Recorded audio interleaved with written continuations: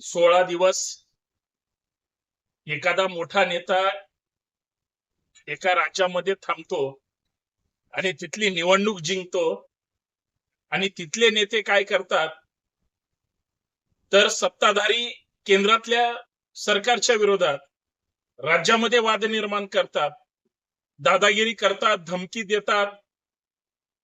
मागच्या गेल्या 10-15 वर्षामध्ये ज्यांची प्रचंड दहशत आहे त्या पश्चिम बंगालमध्ये ममता बॅनर्जीच्या विरोधात ज्या पद्धतीने भारतीय जनता पार्टीनं प्लॅनिंग केलं आणि त्याच्यासाठी देशाचे केंद्रीय गृहमंत्री तिथं ठाण मांडून बसतात, याचा अर्थ प्रधानमंत्री महोदयांपासून गृहमंत्र्यांपासून सगळ्यांनी मनावर घेतलं होतं की पश्चिम बंगाल जिंकायचं.